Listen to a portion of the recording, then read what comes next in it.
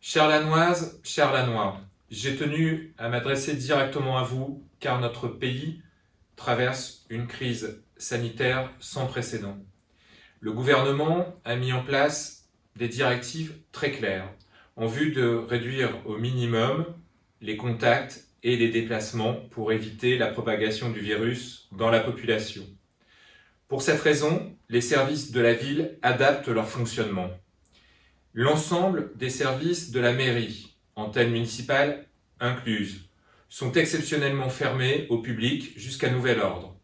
La délivrance des passeports et des cartes d'identité en cours sont maintenues sur rendez-vous à la mairie annexe en appelant le 03 23 22 30 30.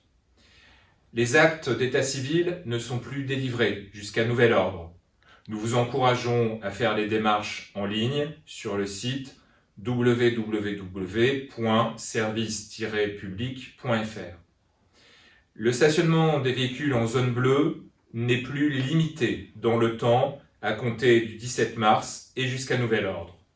Les services de soins et d'aide à domicile et les services de soins infirmiers sont maintenus dans le plus grand respect des consignes sanitaires préventives.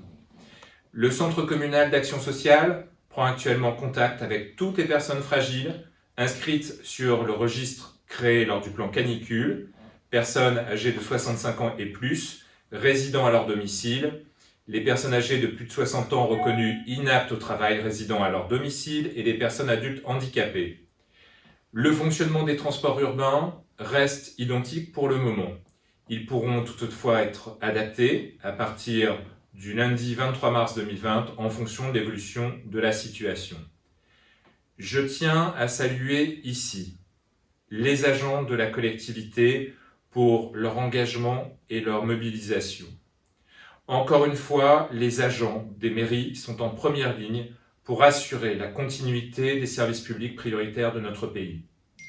Je tiens également, en mon nom et en votre nom, à remercier les personnels hospitaliers et soignants, notamment ceux du centre hospitalier de Laon, pour leur travail au quotidien durant cette crise et leur dévouement. Un mode de garde de leurs enfants a été mis en place afin de les soulager au quotidien.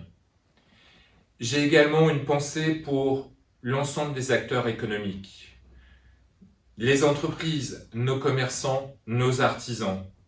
Nous serons à vos côtés, le moment venu, avec les autres collectivités et avec l'État pour vous aider dans vos différentes démarches et vous soutenir. Je suis, depuis le début de cette crise, en contact permanent avec le préfet de l'Aisne, ses services, afin de gérer au mieux cette situation. Mais aujourd'hui, nous en appelons au sens des responsabilités et au civisme de chacun. Le combat à mener est celui de la préservation de la santé de nos concitoyens. Aussi, pour sauver des vies, restez chez vous. C'est à ce prix que nous gagnerons la guerre contre le virus. Merci.